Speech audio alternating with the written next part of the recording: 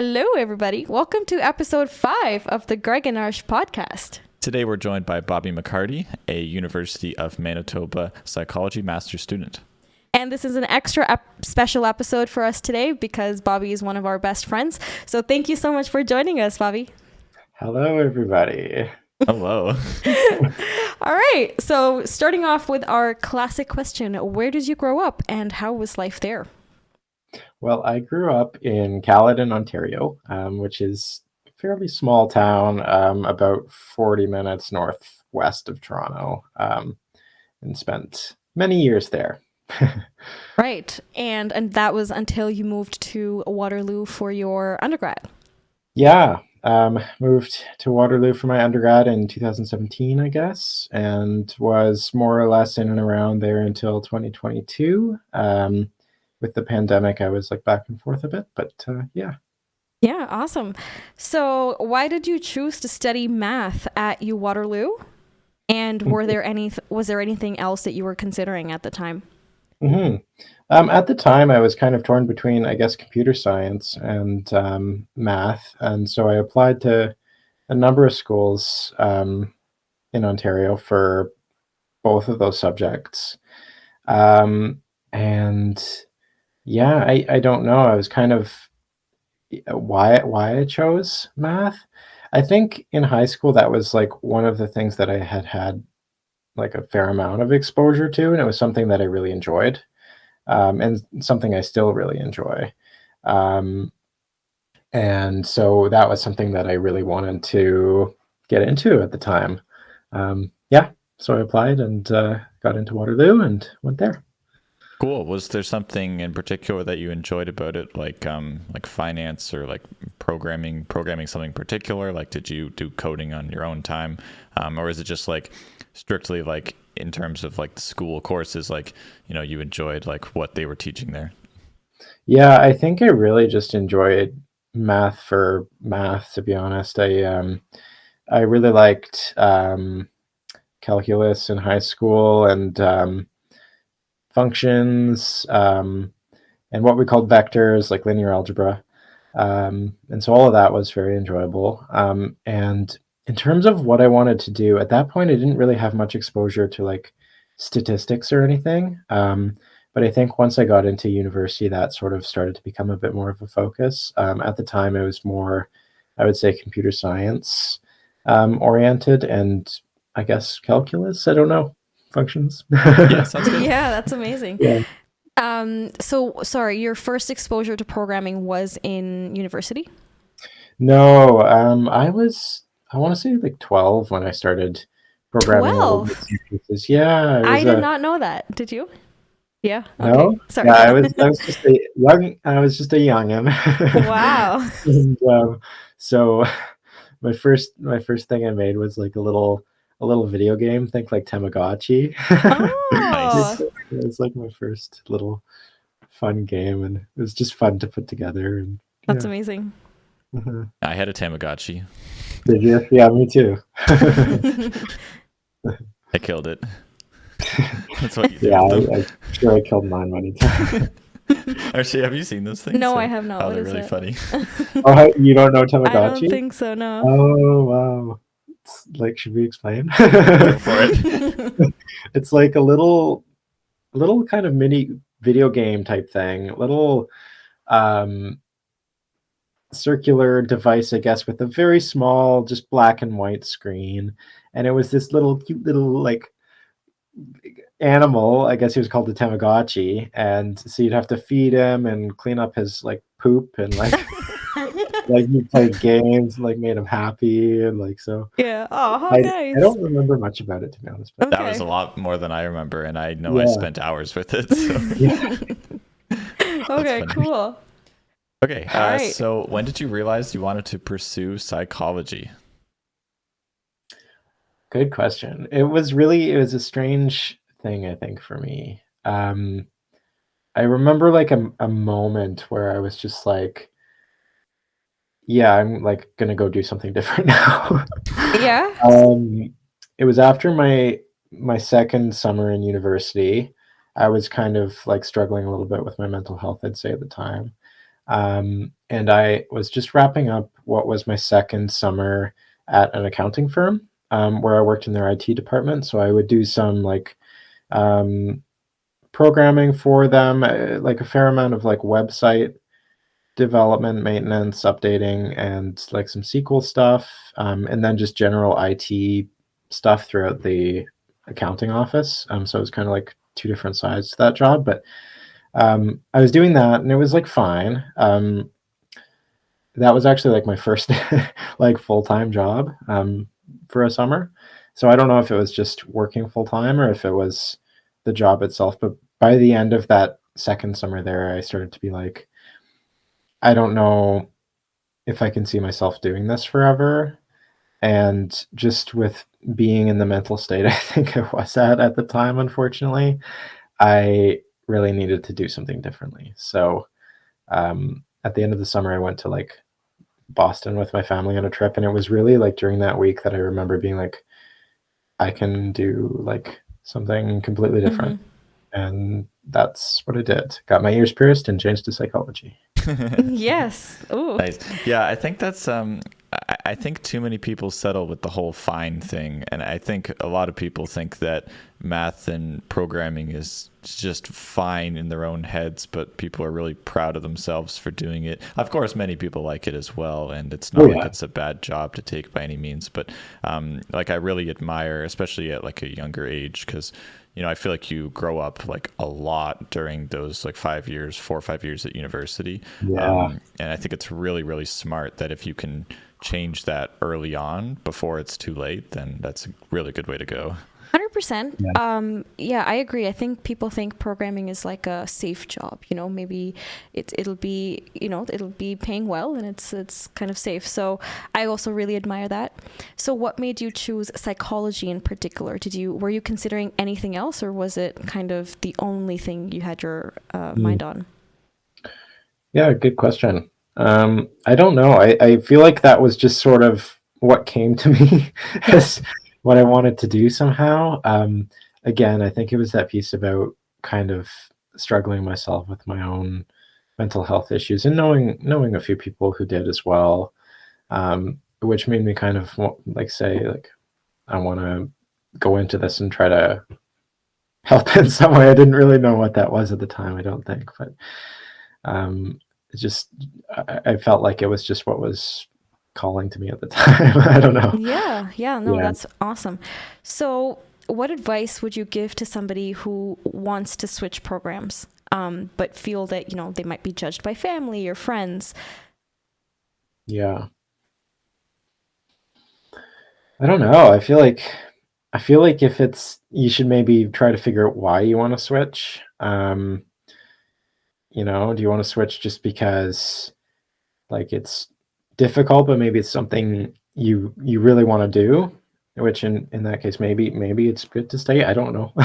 but Yeah. yeah, I guess consider like your motivation for why you want to switch, and I think if it makes sense and you've thought about it for a little bit, I say go for it because you want to make sure that you're in something you enjoy doing. Yeah, absolutely. So, did you ever feel judged by people around you saying, why do you want to switch from math to psychology? Did you ever kind of feel that way? It was weird. Like I felt like I would be judged because it feels like a weird thing. Like most people, back to what you guys were saying about math and computer science, like it's a very like desirable career. And so I don't think it's very common for people to like get into that and say, oh, you know what? No, I'm not going to do this. Yeah. Or like maybe it is, but I don't know those people. um, Yeah. so I felt like I was going to be judged for it. But at the end of the day, I kind of like people were interested in knowing why, but I didn't feel like negatively judged really for it, which is nice. Yeah, Yeah, that's awesome. And then you went for it anyway, which is, yeah, just something that I Yeah, it think. doesn't sound like it was part of the consideration, really. It was like it sounds like it's like you were just like hanging out and you decided you wanted this, and it's like I don't care what's around me, or even if there's judging, like I'm just going for it. yeah. I like there's probably a little part of me that was a little bit concerned about being judged, but yeah, at the end of the day, like whether or not I thought I would be, it was like you said, I felt like it was just something I had to go and do at that point. Yeah. Um, Interesting question. Well, why am I'm telling myself I'm about to ask an interesting question. Let's Now see it if better be yeah, interesting. let's see if people Better be think so. interesting. Okay. Um, something I think about a lot, especially because like I'm huge into like entrepreneurship and doing your own thing, Yeah.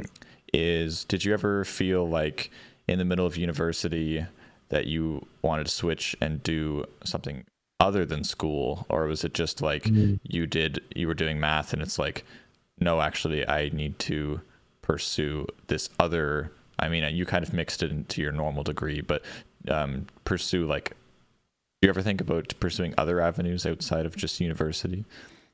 You mean like leaving university or like in addition to university? Yeah, I mean either, I suppose. Yeah, like Either, did you yeah. because that's the pathway that most people take is like you just it's what you do. You just go to school, you go to university, and for you, you know, you're doing even more. Did that thought ever cross your mind?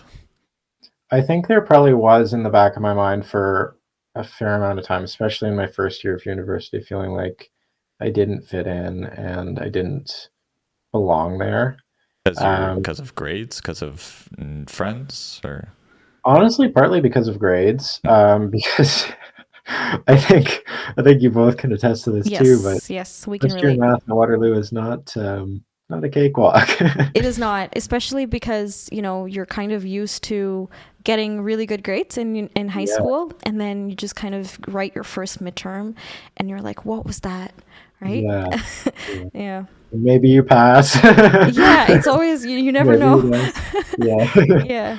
Yeah. No, it was yeah, for grades and also just for the fact that it's like I felt like I was putting in a lot of effort. I think in hindsight I probably wasn't putting in the right type of effort, like I was working too hard on the wrong things.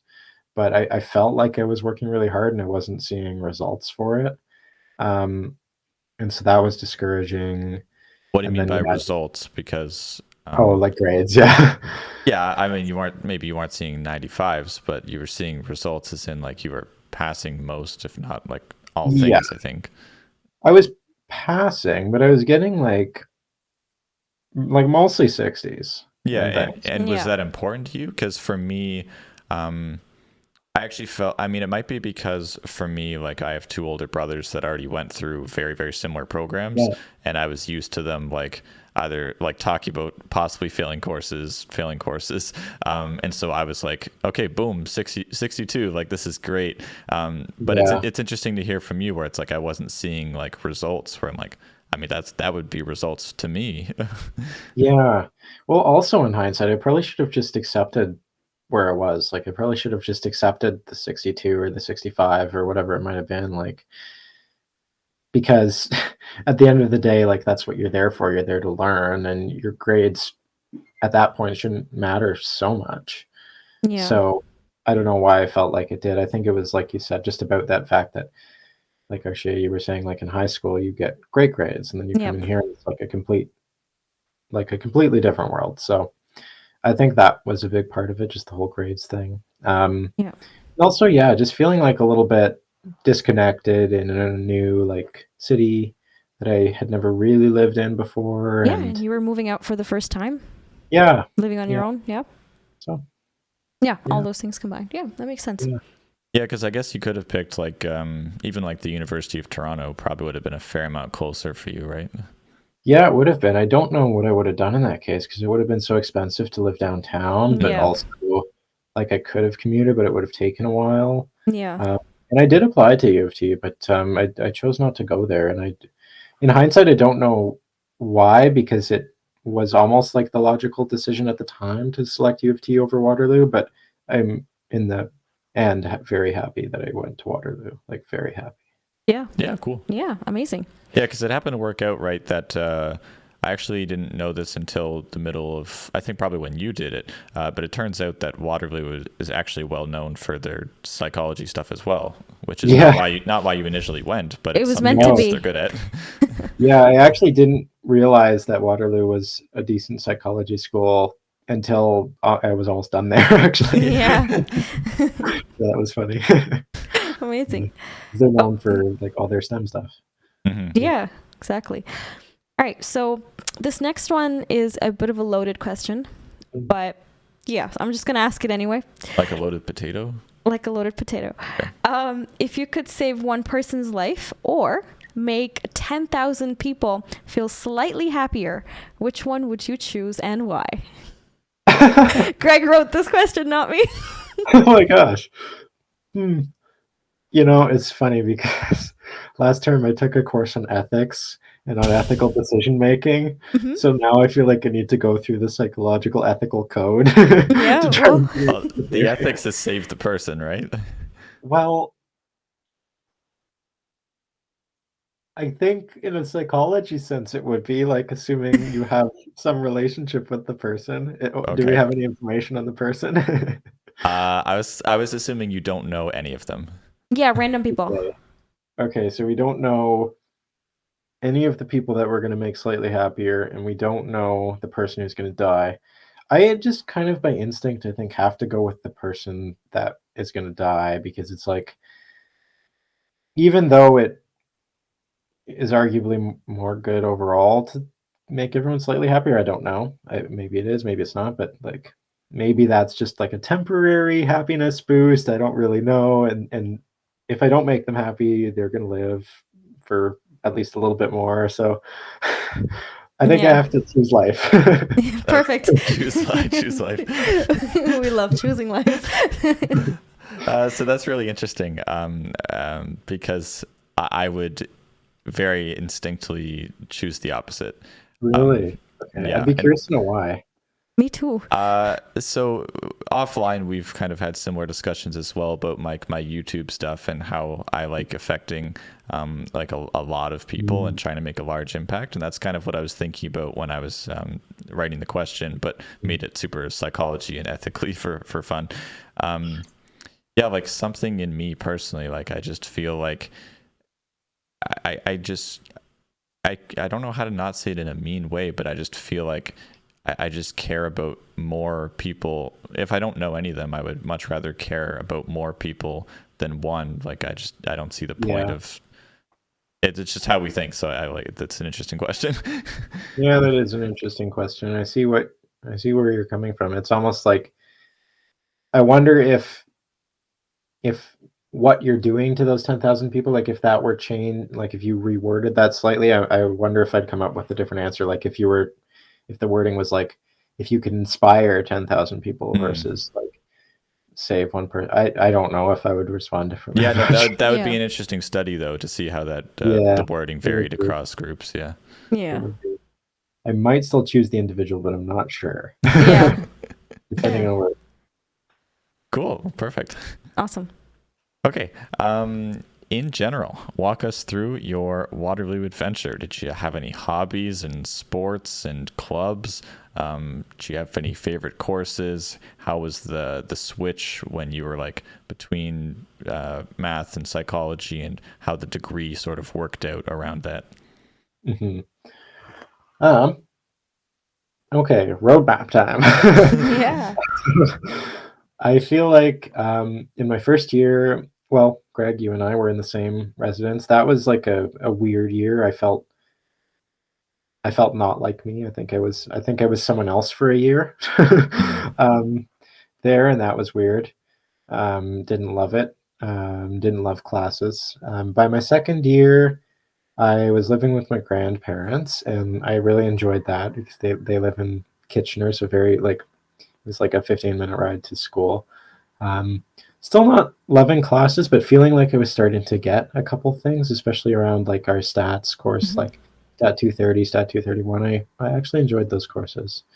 Um, and yeah, I guess I skipped over in first year. I joined Math Soc with Arshia, Miss Jane. Yeah. And that was, I would say, probably one of my highlights of university, to be quite honest. We Aw, were both me there too. for quite a while and really enjoyed it. And did a few different things and roles within that. So a good way to like connect with people and have some events and yeah. Yeah. So what got you to join that? Good question. I feel like I'm actually in a similar place right now where it's like I'm in a new place, and I want to find something to do where I can meet people that are similar to me, and just really for my own benefit more than anything. Yep. Long story short, just to try to start to get settled in a place, and I think MathStock really helps with that. Yeah. It did for me too. Yeah, I mean, it's smart to be able to do that because, I mean, you said for your own benefit. In general, people would hope that you do things for your own benefit, but honestly, many of the times I would not. Like, I would just hang out in my room, be very nervous to talk to people, and I know that it would be a good idea to go out and meet some friends, talk to new people, but I wouldn't escape the shell. So it's good that you can do that. Yeah, I don't know how I got myself to do that because I'm very much that way too, where I know I need to go and do things and meet people, but I don't often take that step when I should. And I think that's tough for a lot of people. Mm-hmm. Yeah. Yeah, did you, I'm kind of reminding from the conversation Arsh had with the last person, Selena. Mm-hmm. Did you go out and talk to the TAs and make use of office hours and stuff like that? Because again, I couldn't get myself to talk to those people. I went one time, and they were so smart that I got so overwhelmed. Oh, yes. And I was like, okay, yeah. I'm never coming back again. Yeah. Unfortunately, it's really not the intention it's supposed to have. But Yeah. I remember the same thing. I know in my second term of first year, I started going more and asking all the stupid questions that I had. But in first year, I was really scared too. Especially there were people from our year, and everybody was doing these complex problems, and I'm like, I don't even understand the questions. It was a stressful environment. Those places, it's Yeah. supposed to be relaxed. They sit down and help you, but It's really, not. it's students freaking out over this insanely hard problem, supposedly. Yeah, everyone was panicking, and I was sitting at a round table basically with one TA there, and they were frantically trying to help everyone, and half of the people looked like they were getting it, and I was like, I don't know what's going on. Yeah. So, Yeah. Same experience. Yep. I agree. Okay. What are we on? 7? Yep. Do you have any advice for how to manage one's time well? Do you feel like you manage your time well? Do you feel like you've gotten better at it over time? Anything you've learned? I think I've gotten better at it over time. I feel like especially in my final year of university, I even now looking back at it, I don't know don't know how I did what I did, because I don't think I'd be able to do that now. But it's I don't know. I think for me, time blocking is a big thing, and scheduling. I use Notion. Do you guys know Notion? I know what it is. Yeah.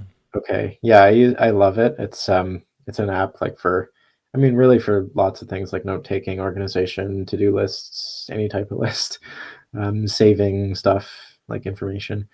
So I just kind of use it to organize my week. Every week I create a to-do list for the week, and so it's broken down Monday, Tuesday, Wednesday, Thursday, Friday, Saturday, Sunday. All the I was days. gonna stop on Friday, but then I was like, it technically does include Saturday and Sunday.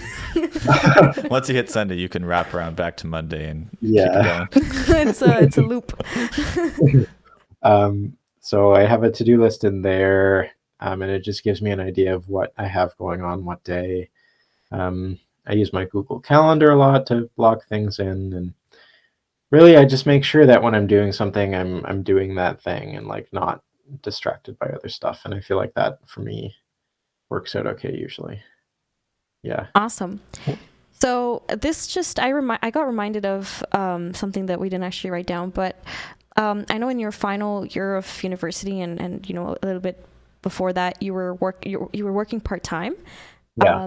So can you tell us a little bit about that? Sure. Yeah. When did I start this? I started this in early 2020, so it was I applied right before the pandemic, technically. I applied December 2019, I think, or even January 2020. But I worked in Guelph, Ontario, at a addictions treatment center called Stonehenge Therapeutic Community. They serve federal and provincial people who have been incarcerated for various crimes, often drug related, but they could be a client as long as they had a history of addiction. So really it was addictions treatment, and it was residential. So these individuals would live at the facility for like 4 to 6 months in treatment, and that's as part of their parole conditions, either that or to get parole. So it was kind of like they got a little bit less time to serve if they could go here, but a lot of them were very like self-motivated. So I just worked on the weekends and I helped like manage some of the behavioral issues that came up from time to time, as well as yeah, just like running some like fun like programming for them on the weekends and kind of helping things run smoothly and managing whatever came up. So Yeah. What were some of the challenges, and what did you learn from there? Oh gosh. I really enjoyed it. I feel like I came away with a lot from it. I think one of the big things I learned is how like strong and resilient people who are addicts and homeless and incarcerated really are. It's like they're able to do things I would never be able to do. Like, I mean, able to persevere and like push through like very, very difficult life circumstances. And that was very impressive to me. It was challenging at times when we'd occasionally have someone with like more like complex mental health symptoms, like schizophrenia and things like that occasionally. And that was tricky sometimes to manage. Yeah, it was enjoyable though. Sometimes some fights and things like that. Yeah. Physical fights? Yeah, that happened. That happened. Like with weapons? They weren't allowed weapons, were they? Yeah, but they you weren't find them. allowed weapons, but yeah, I don't know. It's like because they'd go out into the community on the weekends sometimes, and there would be occasions where some people would bring like drugs or like other contraband back to property, and that became a little bit of an issue. I don't think I ever saw a fight with weapons, thankfully. Yeah, there were some interesting moments though. Yeah, cool. So so why do you think you applied? Was it mostly for like this was paid and not volunteering, right? It was paid. It wasn't paid like ridiculously well. Yeah. But I think it was more just for experience because around the time I applied, I was starting to get an idea that I wanted to go into clinical psychology, and a lot of people that apply have like both research experience as well as like more practical experience like that. So I had this idea that I wanted to get into something like that. And so it was really helpful that way. Yeah, so do you feel like it was mostly to like purposely improve your credentials or just to genuinely like improve your like ability in the area? Yeah, I think it was more just credentials. There's no problem with that. And that helps, of course. Yeah. But I think I gained a lot of like useful experience from it too. Cool. Yeah, that's amazing. Number 8.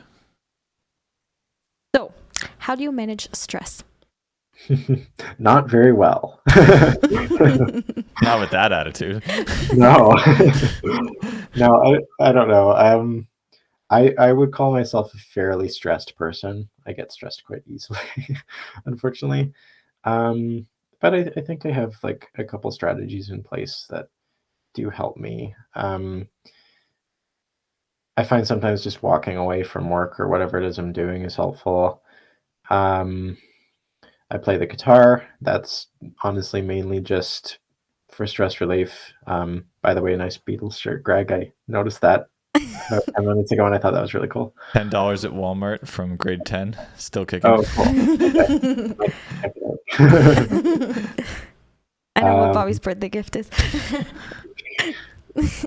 Well, now I don't need to buy one. The one that people wear, I think it's Abbey Road. Have you seen that nice image? Oh, yeah. It's in my closet right now. Oh, right, you have that. Yeah. Yeah. No, I like this one because it's something different. 4 people hanging out. They all look the same. 4 bros chilling. 4 bros vibing. 2 of them alive. Yeah. But yeah, guitar. Yeah. And then I like running quite a bit. I'm just starting to get back into that though because I had like a little bit of a knee injury in the summer. Yep. So just starting Unfortunate. to recover Yeah. that now. Yeah. Yeah. Awesome. Do you run indoors now with the snow in Winnipeg? Yeah, I've run a couple times now here, and yeah, I've been inside both times just at the Yeah. gym. Yeah. But it's been okay. I really want to get outside running again soon because that's part of the whole stress relief thing for me is just getting outside in nature and kind of running free. Yeah, no, you can actually physically run away from your problems, I feel. Exactly. Yeah. Like Yeah. after so for me the most stressful time in Waterloo was always the like 24 hours for the co-op stuff, like before, to Oh, see like what job was, if you were going to get anything or if all your friends were going to laugh at you Oh, and yeah. flex their Silicon Valley jobs while you had nothing. yeah. So yeah, for me, I always like just took my bike and like just rode like as far away as possible. Well, I feel like there is something to that, eh? Like just kind of like physically moving away Yeah. from where Yep. you are for You a can't, no, little. because I find that there's like a lot of physical distractions. Like if you go somewhere new, you'll see like new houses and new people, and it's like, hey, I feel different. Yep. Yeah, yeah, I like that. A little bit What's of escapism. Yeah, sure. What's the longest run you've done, Bobby?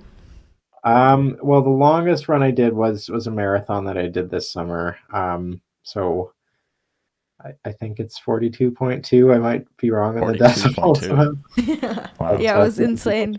As well. So that was interesting. Wow. No wonder you have knee problems. Yeah, no, right? And Bobby's also really tall for Yeah, everybody. it's hard on the joints. Like a 6'3", Bobby, you're 6'3", right? Yeah, I'm about 6'3". Yeah.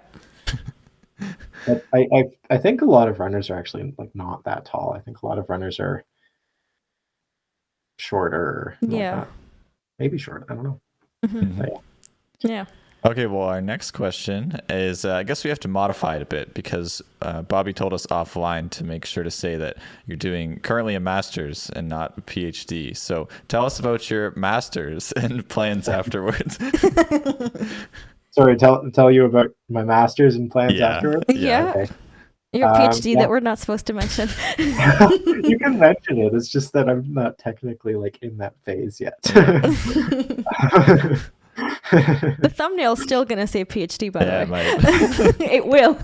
Well, I mean, do what you'd like. I won't be upset. Yep. Yeah, it's going okay. I feel like there's a long road ahead. But so far it's enjoyable. So kind of a mixture of classes and research both in my lab and like for my master's thesis. It's just starting to pick up now, and then I'm also this term starting a practicum where I start working with a client on some like therapy type stuff. So a few different like avenues in there, I guess, classes, research, practicum. So it's kind of nice, varied day-to-day schedule, which I'm enjoying. And yeah, I'd say I'm enjoying it so far.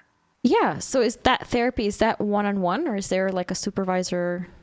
I do have a supervisor, yeah. So, and I actually just had my first like meeting with my supervisor today, but we're just so I go one-on-one with the client weekly, and then I meet with my supervisor also weekly to sort of discuss what's going on and talk about how I can improve myself for the next session, talk about things that maybe I should have done differently or things I did well. So just kind of like reviewing how everything's going.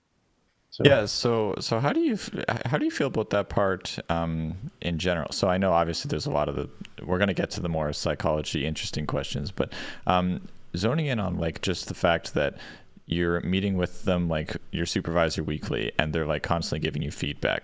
How do you like that? Because personally, like when I hear that, it just tears me up inside to hear that, not for other people, but for me, for someone just to like all the time be like, hey, you're doing this wrong, you could be doing this better. I just want to figure that out for myself and then improve and then do my own thing. So how are you okay? Are you okay with that type of thing? I think I am. I mean, I'm sure it depends on how it's done. Yeah, it totally does. Yeah. But yeah, I feel like I'm working with someone who has like a good amount of experience and is also a therapist themselves. So it's like they know They how know to what be they're like, doing. yeah, and Yeah. they also know how to be like comforting. Yeah. So I think I'm actually really looking forward to the supervision part because I know I'm not going to go in there perfect, and I want to make sure that I'm doing okay and not hurting Yeah. people. Yeah. Yeah. Yeah. I That's the guess right it's attitude. extra important for you. Yeah. Yeah, yeah. That's So amazing. Yeah, and probably hearing hearing advice from the right person, as you said, they probably have a good approach to that, because I'm again mostly more used to like very, very mathy technical feedback, which is often always, from people that are probably not as good at communicating as someone whose Yeah. job is literally to be communicating well. So, yeah, yeah. I guess I could see, especially with that type of thing, like for math and computer science, is more like objective too, right? Like it's either you're right or you're wrong. So yeah, the feedback would basically be that. yeah, that's fair. Yeah. Yeah, yeah. And this, I hope, will be a little bit more like I liked this, but maybe you can add this to it next time or something along those lines. Yeah. Yeah, no, that's great, because like of course, like very, very common advice is to do exactly the opposite of what I said, which is like, go out and find good mentors. People will be like, go work for someone literally for free, go volunteer and find someone that's really smart. Yep. I just can't do that. And so I admire Yeah. people that can take feedback well, because Arshia knows that she's told me a bunch of times that I can't take feedback. Anyways, enough about my lack of being able to take feedback. So, how competitive was it to get into your PhD program? It's like a more competitive program. They get like typically my at my university specifically, they get fewer applicants than some of like the very competitive ones. So at my school, they got about 100 applicants for 9 spots. So you know, there's a decent like process behind it too, from reaching out to the supervisor you want to work with ahead of time and communicating by email and sending a letter of interest and resume. And so it's a fairly lengthy like application process, and then a couple interviews. And um, so I guess competitive-ish, and a bit of a process, but yeah, I'm just kind of happy to be where I am, I think. Absolutely. And you deserve it, of course. I know you worked very, very hard. Yep. Thanks. Welcome. Okay. Are we on 10? 10? Okay.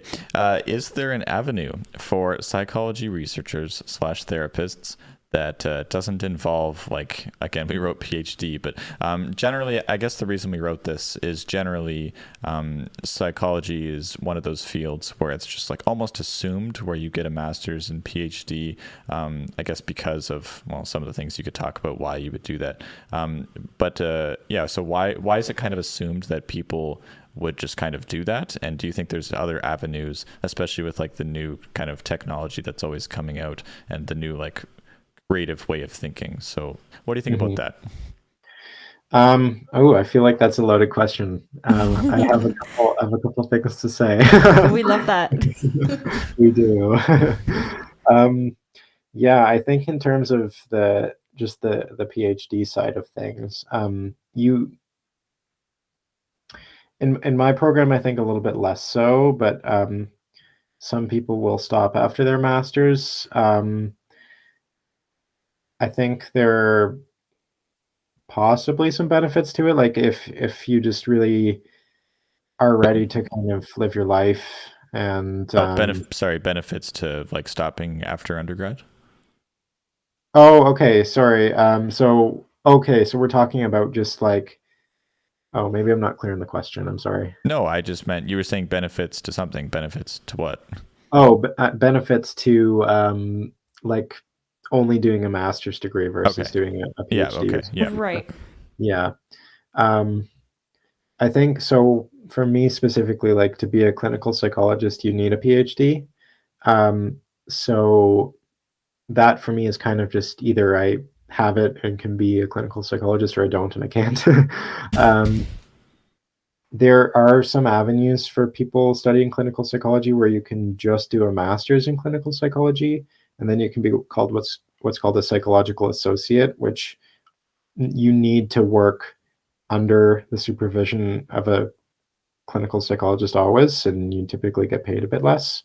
But that is an option for people, and some people take that path. And but that's kind of it's a slowly closing like opportunity.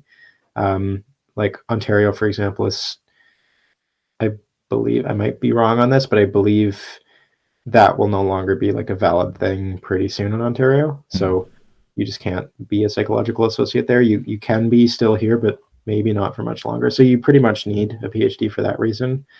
And then for like other areas of psychology, typically many research jobs in psychology and professorships and things like that want you to have a PhD. So I don't know. Yeah. I don't know if that answers what you're Yeah. kind of Yeah. getting Yeah, it at. does. Yeah, okay. And then what was the other? Oh, the technology side of things. I'd be Yeah. curious So, for, sorry. Go yeah. on. Oh, no, go ahead. Yeah, yeah, no, I was just bringing up like trying to rephrase it, I guess, because like I feel like just this kind of our, I mean, you could say like Gen Z or whatever, something funny, but like, I, I mean, I'm pursuing it because I think I'm literally wearing a YouTube hat, right? Yes, you Yeah. are. So I kind of like pursuing my own path, as I suggested earlier. Yes. And I just feel like it's one of those very rigorous, like psychology seems to be one of those fields that it's like you just kind of have to go with the way that it's just always been done. Whereas with like math and computer science, it's like, I feel like it's slowly dwindling away from, what has been traditionally done, and although those are still good avenues, it's like there seems to be other sort of things opening up, like doing, posting videos on even something like TikTok or whatever. Hmm. Oh, okay. So kind of about how it's like a very traditional Hmm. field. Yeah. I think you're right. I think, hmm. Yeah, very interesting. I think you're right. I think a lot of what happens in psychology has been the way it has for quite a long time. And I think a big part of that is because it's like there are a lot of like therapies and things like that that have been around since the 70s and they're known to work pretty well. So it's sort of like we continue to use them. And also it's sort of risky to go and do like a bunch of experimental things with people, but there are like lots of researchers who are coming up with really new, interesting therapies and things like that, like emotion focused therapy and lots of like new ways of approaching things are coming up and starting to be used. But it seems like those like older fashioned ways of doing things really do stick around, and I think it's because they are good. Um, in terms of like technology and all of this, I was wondering if you were talking about like virtual therapy or Sure. like Yeah. Yeah. like a chatbot type Yeah. like Yeah. thing. Potentially for sure. Yeah. Yeah, yeah, yeah. I'd be interested to know your guys' thoughts on all this too, because you guys know more about the like whether it's even feasible for something like this to work out. So I'd be curious to hear about that side, not to flip the interview, but So I think that something like I mean, I'm sure that you and people in the field know this a million times better than me, but being like I guess a data scientist, generally you think of problems as like, you try to do like a regression, which is like you predict a continuous value.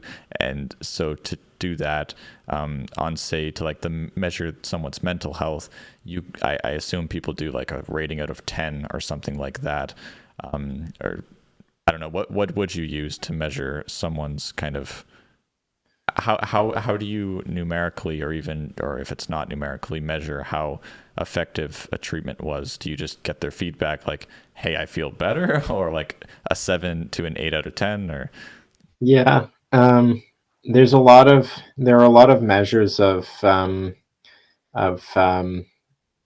both mental health symptoms and like feelings that people might have in therapy. Like there's this concept of like the therapeutic alliance, which is how like close and comfortable you feel with your therapist. So there are a lot of measures that have been like developed and validated in the literature to like show that they're like reasonably okay at kind of tapping into that idea of people's mental health and perceptions. And so like even for me, for instance, in my practicum this term, we're doing like every week we'll be sending out these measures to clients to sort of like see how they're improving, if they're getting worse, if they're getting better, if they're kind of staying the same. So there are like ways, but it's yeah. and is that all measured from like, do you still have to ask the person to give you this score, or is there anything you ever use like just automated or by judging them yourself? Yeah, I think there's always like a bit of a subjective piece to it, just because people are kind of messy. Yeah, that's the problem, I think.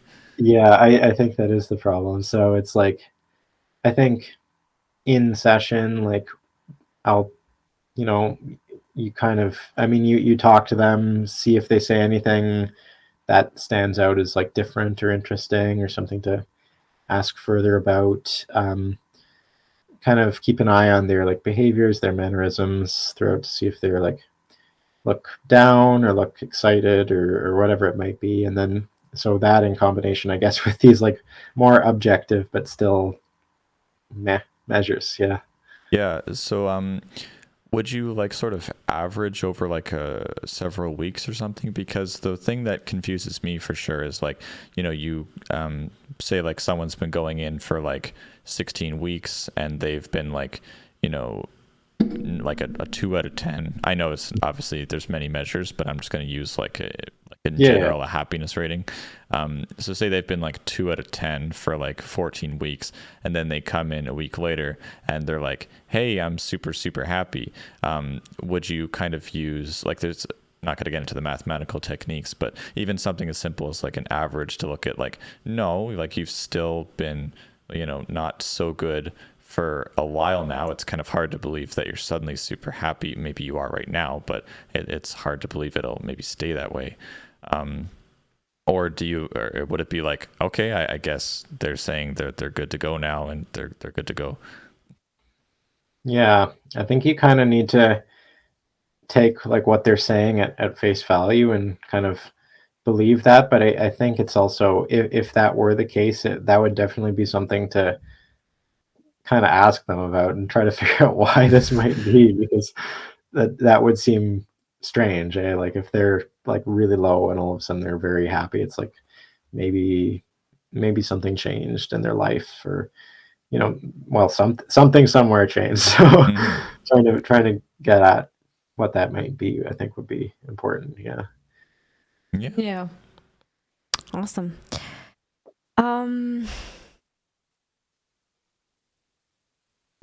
So I think we did 10. Yeah. Yeah. Ask 11. I like it. Okay. So would you change anything about how psychology or math is taught in university, since you've, learned both? Again, pretending that you went to some other university and pretending you went to places you're not currently at or at before, so that you're not changing a system and judging what you're currently in place, if that makes sense. Don't that probably was just stupid and didn't need to be said, but like yeah, like just don't take names. Yeah, don't take names. Just, you can talk about overall, you can talk about high school, you can talk about university. Overall, just don't take names. Okay, fair. Yeah, I think I don't know. I think math at Waterloo could be altered. Slightly. Don't take names. Math at Waterloo.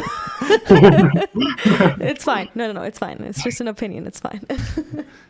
I think it could be a little bit maybe more collaborative, Yeah. hands-on versus Like like 10 pages long proofs yes, constantly. constantly. Yeah, I think it could benefit from probably a little bit more engagement from the professor and like interacting with the this is just my opinion, Yeah, but yeah. This is great. I think like just comparing how high school math is taught where it's very interactive and collaborative and the teacher's kind of there to guide you through things. You're able to sort of work through things in lecture, whereas in university it's less you working on things in lecture and more just you listening and then trying to figure out what was just said to you. So Yeah. I think maybe if there were some breaks or something like that Yeah. at lecture, I don't know. So that actually brings me to another question, which is when the pandemic hit and when when we were in school and everything went online, I know some people really liked it and some people did not. Which category were you in?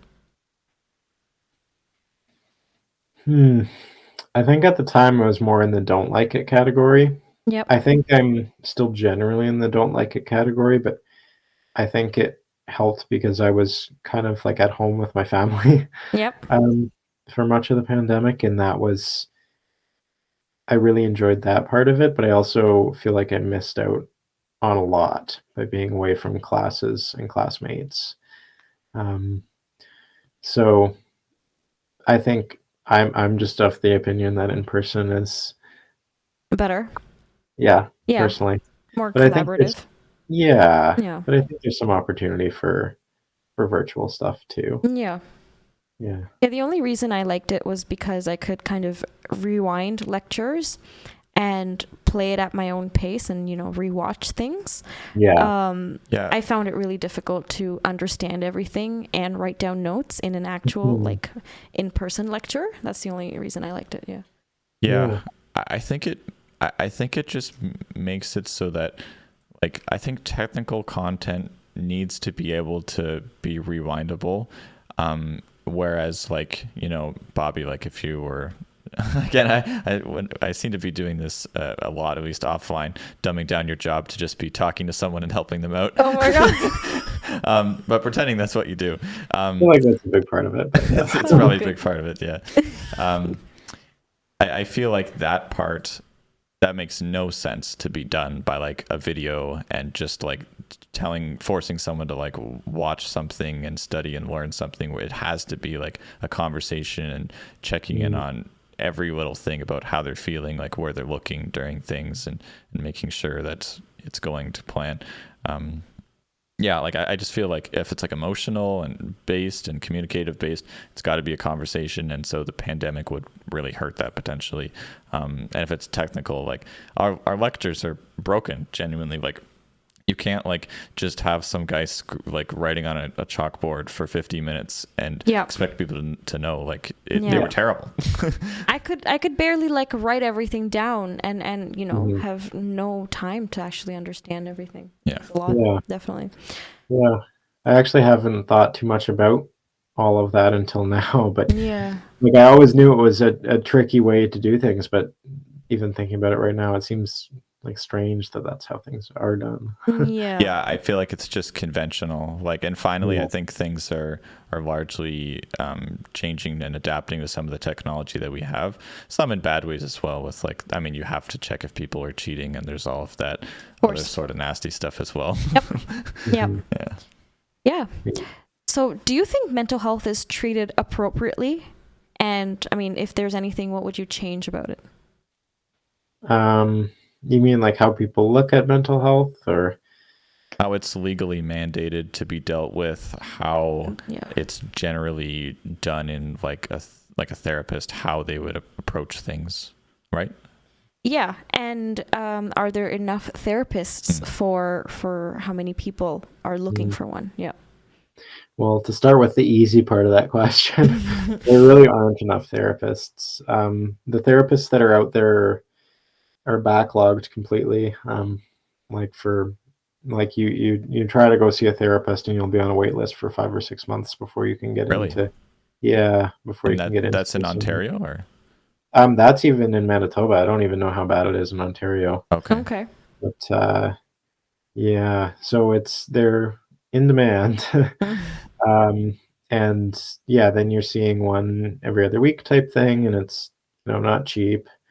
Um, so there's this whole debate about whether to like privatize it and make it more like our healthcare system, um, where it's covered by the government and you don't need to wait as much as you do, but you might still need to wait. Hmm. So I think we need more therapists. I think that's important.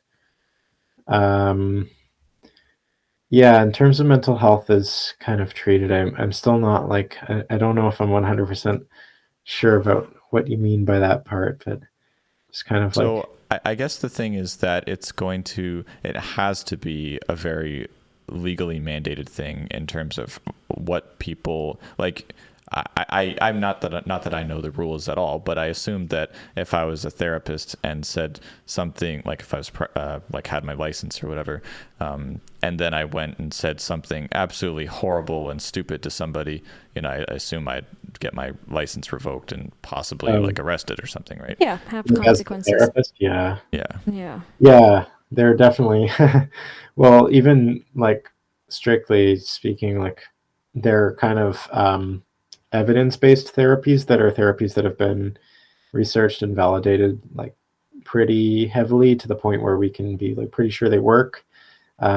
So for like a clinical psychologist, for example, you need to be doing evidence-based therapies with clients. You can't be doing your own thing. You kind of need to be following the book to make sure that you're not harming people. Yeah, and then definitely shouldn't be telling people what to do and like being Yeah. cruel. Yeah. Yeah. Yeah. Um, that yeah, it could definitely lead to some issues in terms of Yeah. licensing. Yeah. Yeah.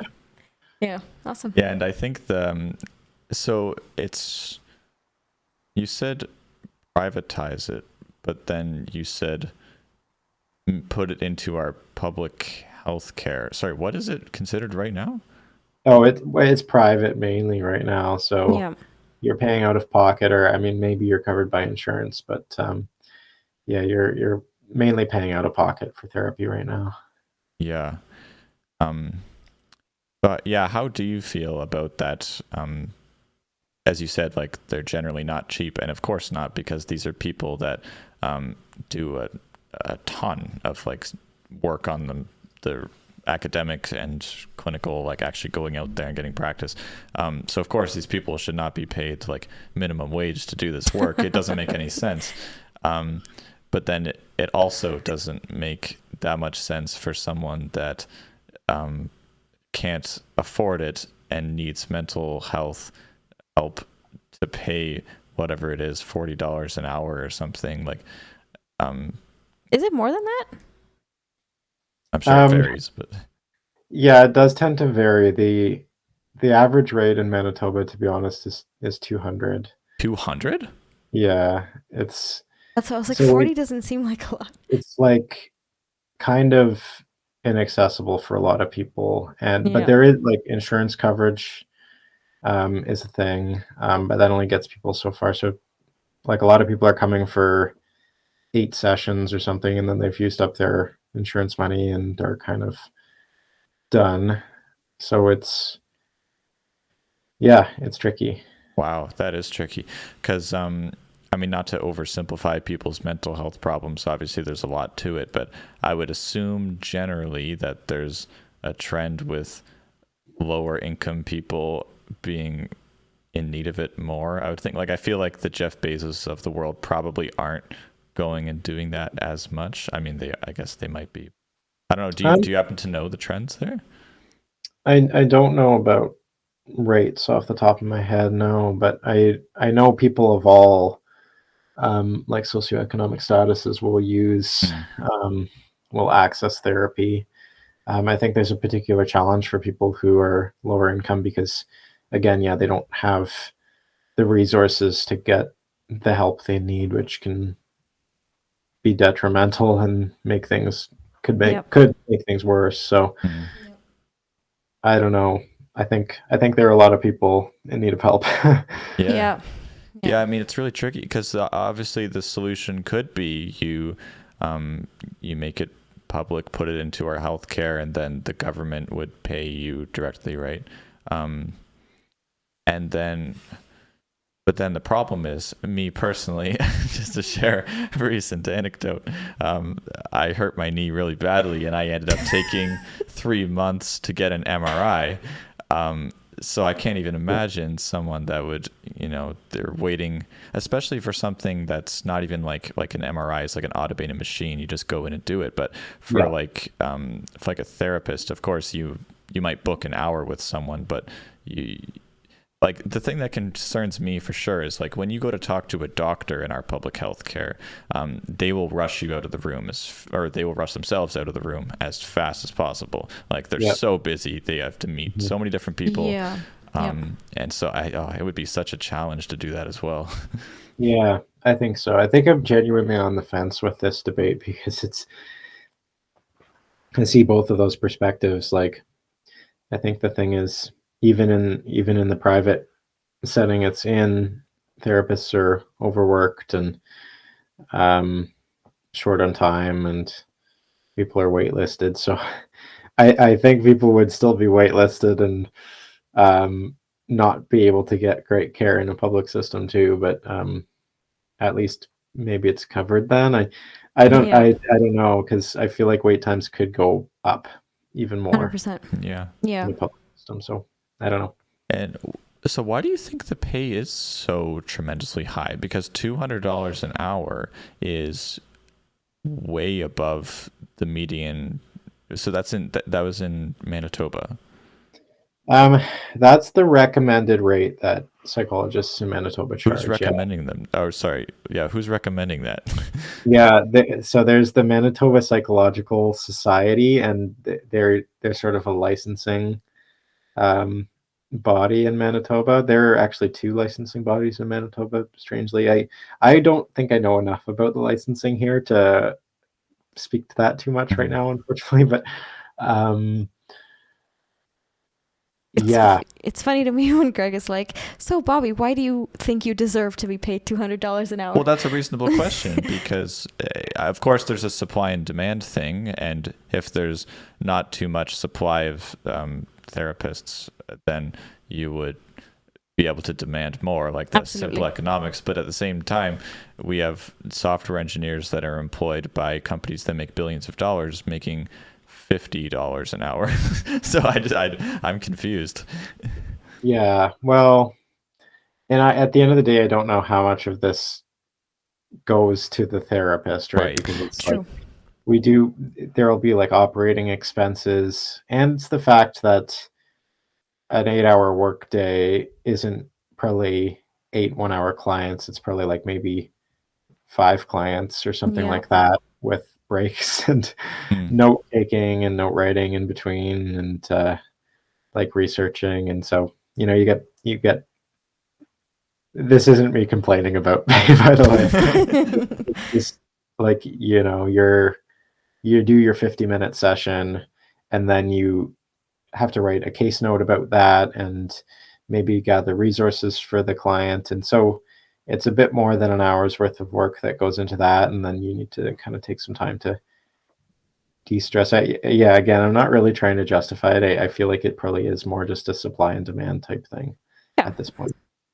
Yeah. Yeah. Well, I mean, I guess it's also like, is it considered your own business? Like, are you considered an employee or do you start like a sole proprietorship?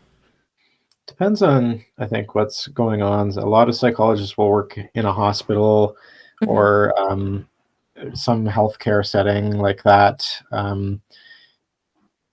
You'd be more salaried, I think, that way. So I don't really know how Yeah. that compares. But private practice, you either work, yeah, by yourself in maybe your home or in some business center, or I know sometimes like groups of psychologists will get together and sort of have their own shared office space where they have a few different rooms or something like that and can kind of split the expenses that way type thing. Yeah.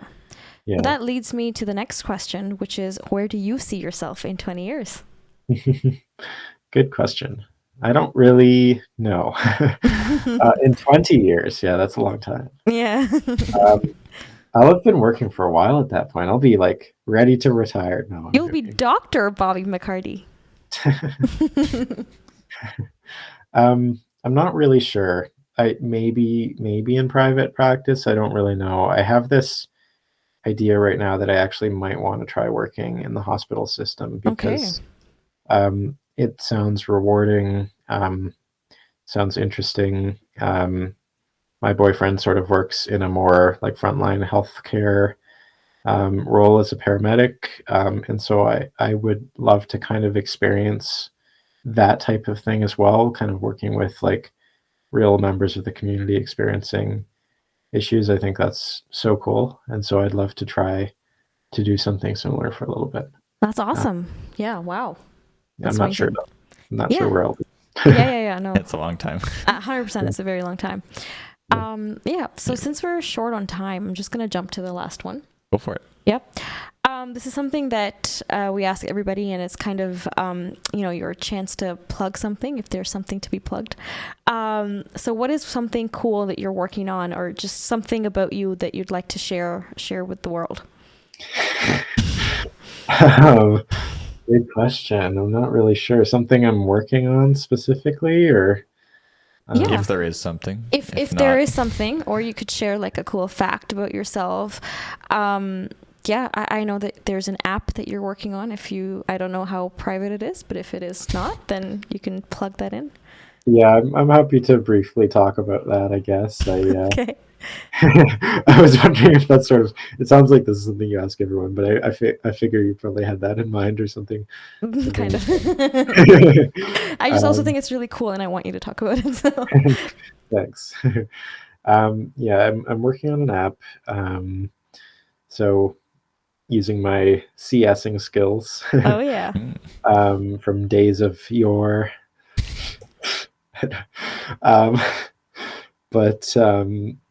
So I'm basically building an app that lets users either select their own measures that they want to track themselves, or create their own measures to track for themselves, or join into an existing like study as a research participant where there'll be assigned measures that get tracked. And basically it's like pretty customizable because...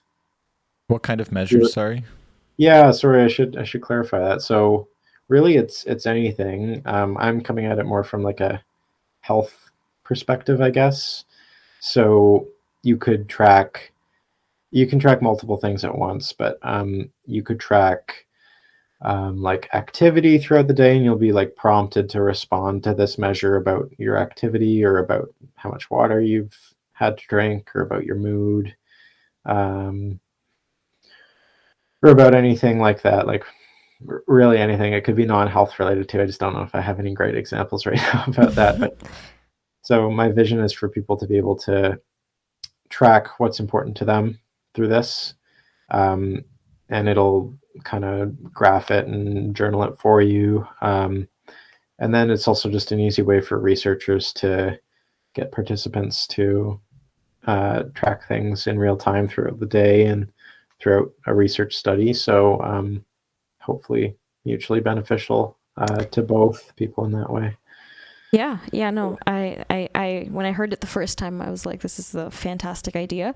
I can see many universities, being interested in that to carry out their research. So great job. Here's a psychologist who can code, better than most programmers can. So we finally found one. We finally found one. I should say, in defense of all psychologists, a lot of psychologists can do like R and like I'm sure. Yes, we're joking. 100%. Yeah. So, well, Bobby, this has been so fantastic. When we were writing down the questions, there were so many things I wanted to ask, and we were like, we had to really prioritize. Can we still ask 15? Yes, we can still ask 15. Greg wants to I was so proud of that question. Then you're like, oh, we'll just skip over Sorry. it. Ask number 15. Yeah. Do you feel parents should restrict what their children do or let them learn their own lessons, even to the point of like if they're going to go do something like potentially illegal or just something that you know is just a terrible, will have many consequences, or even as simple as just like, you know, let them, let two people hang out in a room together with the door closed? That sounds like a very specific scenario now, but Just classic parenting, like, you know, a mom would be like, hey, you shouldn't do this, I'm not letting you do this, whereas other moms might be like, just do your thing. What do you think? yeah. I think personal opinion, but also kind of like maybe slightly research backed opinion, maybe, I guess, sort of. I think there's got to be a middle ground. I think, like, first and foremost, parents until their kids are 18 are like very responsible for their children, or need to be. So they need to protect their kids, but I think there can be overprotection for sure, to the point where you're not letting them experience what the real world is like, kind of a helicopter parenting type scenario. So I think it's important to give your kids like some slack and let them get into trouble. But I think there comes a point where it's like you probably don't want to have your kid like, I don't know, vandalizing the school while you know about it and just being like, oh, okay, well, they'll learn from this. Yeah. So yeah, let them be kids, let them struggle and suffer and have fun, but also make sure they're safe Yes. and make Yeah. sure they know the consequences of what they're doing. Yeah. Yep, I agree. All right. Well, awesome. Well, Bobby, this has been so fantastic. Thank you so much for doing this. There's, No, I can't wait for the next time that we do this. We definitely want you back on the show. And yeah, Fun. yeah. Yeah, thank you so much. I had a great time, and I really enjoyed like the broad range of questions and topics we got to. So I thought that was a lot of fun. And I like half the time I wanted to send the question back to you guys. I did that a couple of times, but I tried my best not to. Yeah, you have a better opinion on the questions, probably. Research backed opinions. Yeah, exactly. Right? Research, sort of ish, maybe possibly research Kinda. backed. I don't know what I was saying. Okay, well, thank you so much. Okay, thank you so much, Bobby. Thank you both.